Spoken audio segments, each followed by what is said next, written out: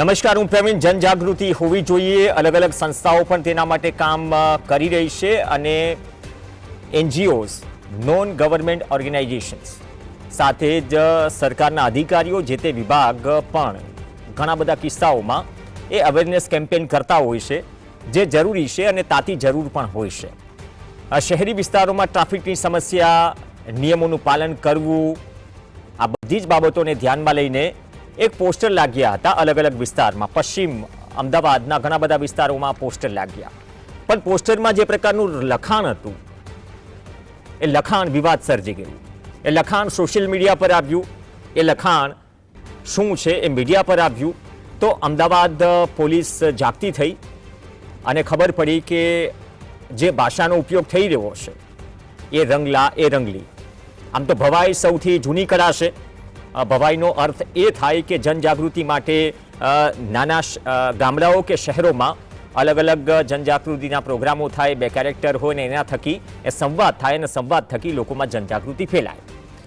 પણ મહિલાઓની સુરક્ષા માટે ટ્રાફિક અવેરનેસના નામે જે ભાષાનો ઉપયોગ આ અલગ અલગ બોર્ડમાં થયો તે વિવાદાસ્પદ હતું અને આ વિવાદિત પોસ્ટર જ્યારે ચર્ચાનો વિષય બન્યો ત્યારે હટાવી પણ દેવાયા। જાણવા જોગ સોલા પોલીસ સ્ટેશનમાં ફરિયાદ પણ નોંધાઈ છે। હવે જ્યારે સવાલ ઉઠ્યો કે તમે જાડીઓમાં જઈને ન બેસો, રાત્રે પાર્ટીમાં ન જાઓ, મહિલાઓની સુરક્ષા સાથે ના જે શબ્દોનો જે ઉપયોગ થયો, જે ટોનમાં ઉપયોગ થયો, શું આપણે એટલા ફોરવર્ડ કે લિબરલ થઈ ગયા છીએ કે તમે જનજાગૃતિના નામે પોસ્ટરમાં કંઈ પણ છાપી દો? એનો જવાબ કદાચ એ જ મળશે કે આ પરિસ્થિતિ ઠીક નથી, તો આદેશ છૂટે છે અને બાદમાં પોસ્ટર હટાવાય છે। ડીસીપી ટ્રાફિક સફીક હસન સ્પષ્ટતા આપે છે કે જે એનજીઓ છે, સતર્કતા નામની એનજીઓ, એ એનજીઓ દ્વારા પોસ્ટર લગાવાયા છે। હવે એમને ટ્રાફિક અવેરનેસ માટેના પોસ્ટર્સ લગાવવાનું કીધું હતું, પણ તેમને નિયમ બહાર જઈને આ પ્રકારના શબ્દોનો ઉપયોગ કર્યો છે અને નીચે લખેલું છે સ્પોન્સર્ડ બાય અમદાવાદ પોલીસ। એટલે સીધો અર્થ એ થાય અથવા તો લોકોને એ રીતે સમજાય કે શું અમદાવાદ પોલીસ આ ટોનમાં અથવા તો આ લખાણમાં એ કહેવા માંગે છે કે તમારે કેટલું સતર્ક રહેવાની જરૂર છે? તો આ સંસ્થાની તપાસ થશે, પોસ્ટર તો હટાવી દીધા, પણ ઉદ્દેશ્ય શું હતો? મંજૂરી કોની લીધી હતી? કોર્પોરેશનની મંજૂરી લીધી હતી કે નહીં? સોશિયલ મીડિયામાં કોઈ જોક આવે વોટ્સએપ ગ્રુપમાં, એ પ્રકારના મર્યાદા બહાર ના પોસ્ટર અને મર્યાદા એ કેટલી છે, અથવા તો આ રીતે પણ કહી શકાય, શું એટલા ફોરવર્ડ થઈ ગયા છે અમદાવાદ? એ સમજીને આ પોસ્ટર લાગી ગયા। સારું છે, સોશિયલ મીડિયામાં ચમક્યું, બાદમાં આદેશ પણ અપાયા છે, પણ આ ચર્ચાનો વિષય તો છે જ। આમાં ડીસીપી ટ્રાફિક સફીક હસને જે સ્પષ્ટતા આપી છે, પહેલા એ સાંભળીએ એટલે ખ્યાલ આવશે કે ખરેખર આ પોસ્ટર લગાવ્યા હતા કોને? શું પોલીસે કહ્યું હતું પોસ્ટર લગાવવાનું? એ વાતનો તો ઇનકાર થઈ રહ્યો છે કે આવી કોઈ વાત નથી થઈ, નિયમ બહાર જઈને આ બધું લખાણ લખવામાં આવ્યું છે। પહેલા ડીસીપી ટ્રાફિક સફીક હસનને સાંભળીએ, બાદમાં વાત આગળ વધારીએ। ग्रुप को अहमदाबाद शहर यातायात पुलिस की ओर से ये ट्रैफिक अवेयरनेस के बारे में पोस्टर्स लगाने के लिए परमिशन दी गई थी, लेकिन ट्रैफिक अवेयरनेस के दायरे से बाहर जाके इन्होंने इस प्रकार के विवादास्पद टिप्पणियों वाले पोस्टर्स जो है वो अहमदाबाद शहर के पब्लिक रोड्स पे लगाए थे, जिसका संज्ञान लेते हुए आज सोला पुलिस स्टेशन में एक रिपोर्ट दर्ज की गई है, जिसमें ये बैनर्स किसकी अनुमति से लगाए गए थे, अहमदाबाद म्यूनिसिपल कॉर्पोरेशन की अनुमति ली गई थी कि नहीं, किस उद्देश्य से लगाए गए थे और किस के द्वारा लगाए गए थे, इस विभिन्न पहलुओं पे जांच की जाएगी। और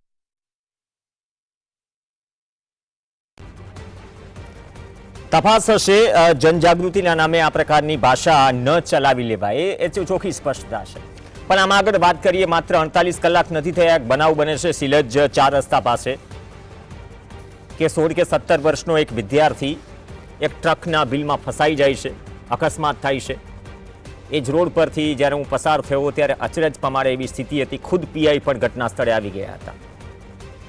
એ હાઈવે છે અને નેશનલ હાઈવે ને જોડતી સ્થિતિ હોય, નેશનલ હાઈવે છે, તો નેશનલ હાઈવે ઓથોરિટી જ્યારે બ્રિજ બને છે ત્યારે કાંકરાથી માંડીને ડમ્પરો જે કંઈ પણ માટી કે જે કંઈ પણ ઢોળે છે, અવેરનેસ ત્યાં પણ હોવી જોઈએ કે નેશનલ હાઈવે ઓથોરિટીના અધિકારીઓને અથવા તો જેના કાર્યક્ષેત્રમાં એ વિસ્તાર આવે છે એને શું ટકોર ન કરવી જોઈએ. કોઈનું વ્હીકલ સ્લીપ થઈને કોઈ અકસ્માતને ભેટે ત્યાં સુધી રાહ જોવી જોઈએ. આવી ઘણી જગ્યાએ સ્થિતિ છે, તો આ પણ એક સ્થિતિ છે. પણ આપણે જાગીએ છીએ ક્યારે? જ્યારે આ પરિસ્થિતિ થાય છે ત્યારે. ચલો, અમદાવાદ ટ્રાફિક ડીસીપીએ કહ્યું કે નિયમ બહાર જઈને આ પોસ્ટર લગાવ્યા છે, હટાવી દેવાયા છે. રુઝાન ખંભાટા આપણી સાથે જોડાશે. રુઝાનબેન, સ્વાગત છે આપનું. રુઝાનબેન, શું આપણે એટલા બધા ફોરવર્ડ થઈ ગયા છીએ, એટલા બધા લિબરલ થઈ ગયા છીએ? મેં એટલા માટે ભવાઈની કળાનો ઉલ્લેખ કર્યો કેમ કે ભવાઈ એટલી સરસ કળા છે કે નાના ગામડાઓથી લઈને આમ પણ ઘણી બધી સંસ્થાઓ નાના નાટકની માધ્યમથી રંગલો અને રંગલી એ અવેરનેસ માટે કેમ્પેન કરતા હોય છે. સંવાદો હોય છે, કોમેડી પણ હોય છે, બધું હોય છે. લોકો મતલબ હાસ્ય સાથે ગંભીરથી ગંભીર મુદ્દા સમજી શકે. પણ આ તો ગંભીરતાને પણ વટાવી ગઈ એવી હદ. અને ટ્રાફિક પોલીસનું કહેવું છે કે નહીં, અમે આ રીતે લગાવવાનું નથી કીધું, પણ સ્પોન્સર્ડ બાય અમદાવાદ પોલીસ લખેલું છે. ધ્યાને આવ્યું, સારી વાત થઈ, કાર્યવાહી થઈ, હટાવી દેવાયું છે. રુઝાનબેન. જી સર, પોલીસને શરમ આવી જોઈએ, એટલા માટે યુઝ કરું છું વર્ડ શરમ આવી જોઈએ. કારણ કે જે અત્યારે બધી કથા કરે છે, આપણે ગવર્મેન્ટે લાખો ને કરોડો રૂપિયા બેટી બચાવો બેટી પઢાઓ પાછળ ખર્ચ્યા છે, બરોબર છે. અને તમે એ સામે અત્યારે આ બહેનો માટે રંગીલો રંગીલા, હું એ સાહેબ નાની હતી ને, અમે યાદ છે અમે પીચ સ્ટેશન આવતું હતું ને એમાં હર બુધવારે 6 કે 7 વાગે 15 મિનિટ માટે રંગીલો રંગીલાનું મસ્ત પપેટ શો આવે ને અમે બધા એના માટે વેટ કરીને જોઈએ. એટલે we understand that is very dear to અસ.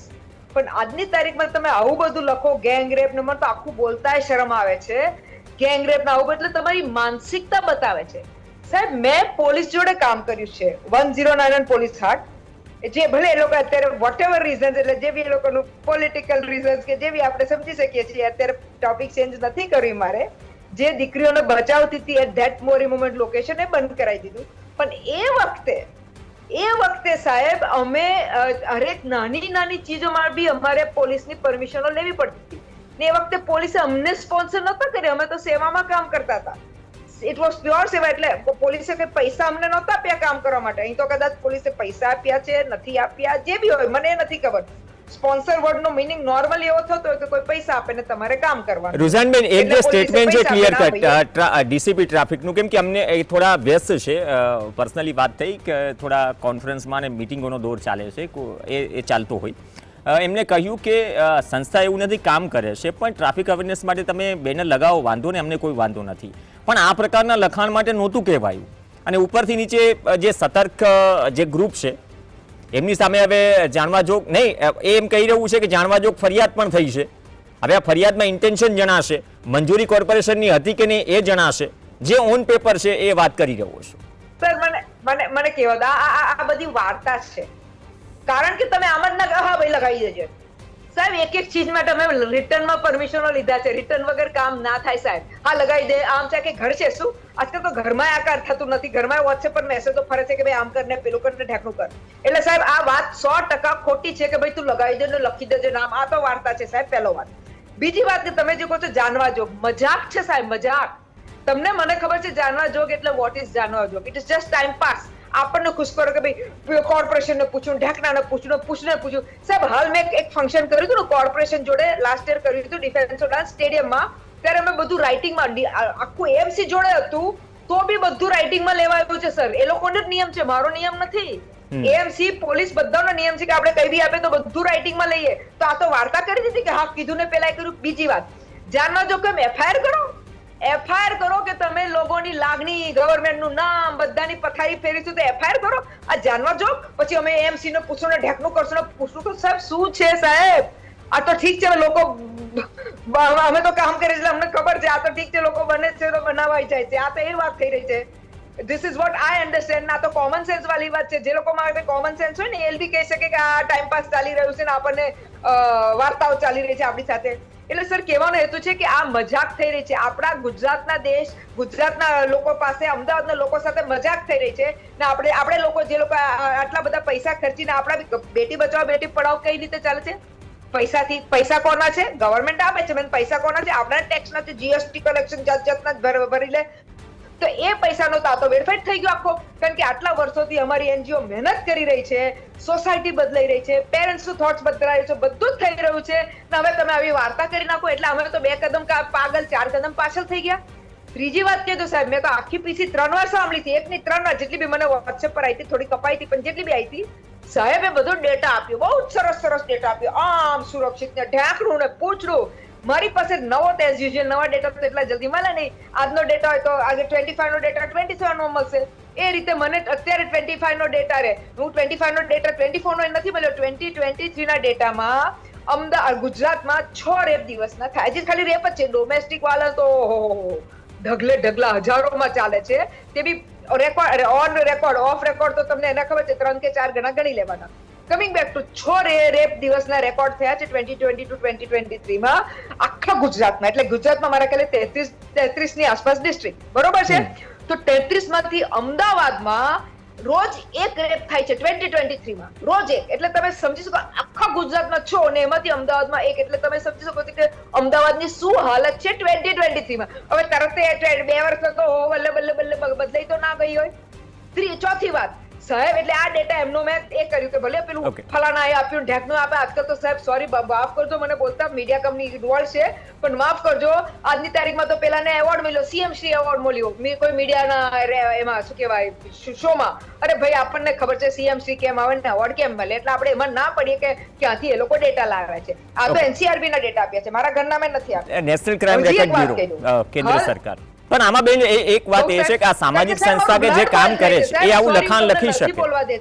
કારણ કે અમારી મહેનત પર પાણી ફરી રહ્યું છે. હું રૂઝાનબેન, હું એમ કહું છું કે ઘણી બધી હું એ જ કહું છું, આમાં બહુ તમે બહુ સારી વાત કરી કે ઘણી બધી સામાજિક સંસ્થાઓ બહુ સારું કામ કરી રહી છે અને એમને કરવું પણ છે, ઘણા બધા બંધનો પણ નડે છે. પણ કોઈ સામાજિક સંસ્થા શું આ રીતે પોસ્ટરમાં આવું લખાણ લખી શકે?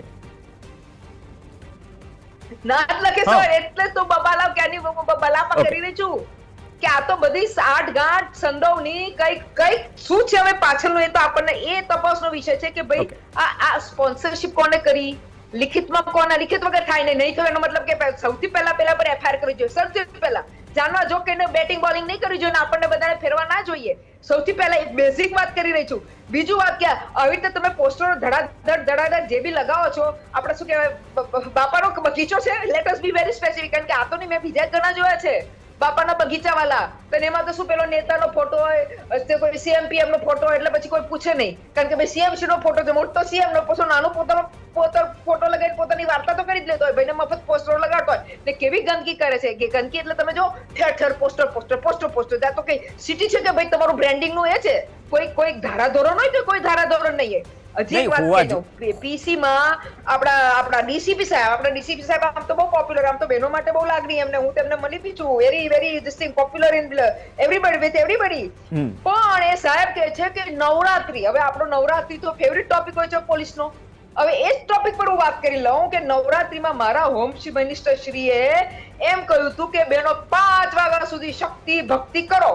અને આપણને ખબર છે કે આ 2024 ની નવરાત્રીમાં કેટલા ગેંગ રેપ થયા છે, કેટલા રેપ થયા છે ખબર છે, તો એ સાહેબ બોલી લીધું, જેને કે એમને કઈ ખબર જ ના હોય. પોલીસ મારા કરતા વધારે પોલીસને ખબર હોવી જોઈએ. એટલા માટે કહેવાનો હેતુ છે કે બધો જ રોંગ ડેટા જસ્ટ કોને ધાક પીછોડ ચાલી રહી છે, કયું મોટું માથું છે, કોનું સેટિંગ થયું છે, એ કોને એ સવાલોના જવાબ તમે સાચી વાત કીધી કે એમને ન થઈ જાય. રૂઝાનબેન, હું એ જ કહી રહ્યું છું, એટલા માટે જ આ ટાઇટલ હતું કે જનજાગૃતિના નામે મજાક થઈ રહી છે, તો આ મજાક કરી છે કોને સ્પષ્ટતા આવી, તો હવે તપાસ થવી જોઈએ. સમયનો અભાવ છે, પણ આ પ્રકારના લખાણ. ધન્યવાદ રૂઝાનબેન, તમે જોડાયા. નહીં, આજે સ્પષ્ટતા કરી. મારી પાસે જે સ્પષ્ટતા જે આપણે ચલાવી એનાથી આગળ કોઈ માહિતી નથી, મતલબ ઓફિશિયલ જે સ્ટેટમેન્ટ છે ડીસીપી ટ્રાફિકનું. તો હવે જે કહ્યું તમે વાત કરી કે સાચી વાત છે કે જો આટલું ગંભીર સ્થિતિ હોય તો એફઆઈઆર થવી જોઈએ.